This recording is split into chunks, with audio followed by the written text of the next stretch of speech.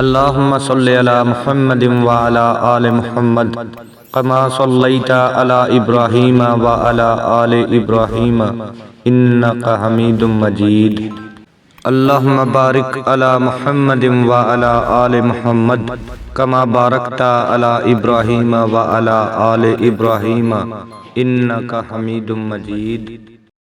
معزز سامعین اکرام، السلام علیکم ورحمۃ اللہ. اعوذ باللہ من الشیطان الرجیم، بسم اللہ الرحمن الرحیم. حضرت ابو ہریرہ رضی اللہ تعالی عنہ سے روایت ہے کہ نبی کریم صلی اللہ علیہ وآلہ وسلم نے فرمایا، 7 قسم کے آدمیوں کو اللہ تعالی عرش کے سائے میں رکھے گا جس دن اس کے سوا اور کوئی سایہ نہ ہوگا.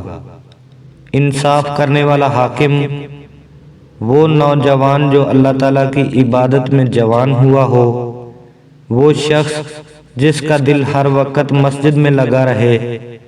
2 ایسے شخص جو اللہ تعالیٰ کے لیے محبت رکھتے ہوں، اسی پر وہ جمع ہوئے، اسی پر وہ جدا ہوئے. ایسا شخص جسے کوئی خوبصورت اور عزت دار عورت نے بلایا لیکن اس نے یہ جواب دیا کہ میں اللہ سے ڈرتا ہوں.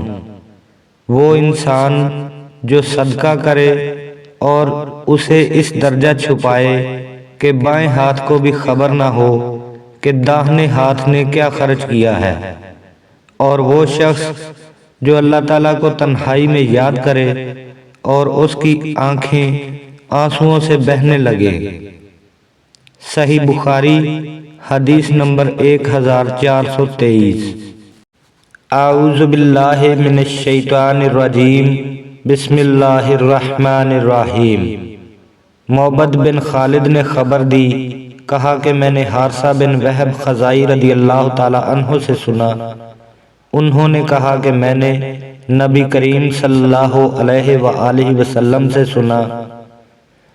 آپ صلی اللہ علیہ وآلہ وسلم نے فرمایا کہ صدقہ کیا کرو، پس ان قریب ایک روز آنے والا ہے جب ایک آدمی اپنا صدقہ لے کر نکلے گا، کوئی اسے قبول کر لے، مگر جب وہ کسی کو دے گا تو وہ آدمی کہے گا کہ اگر اسے تم کل لائے ہوتے تو میں لے لیتا، لیکن آج مجھے اس کی حاجت نہیں ہے.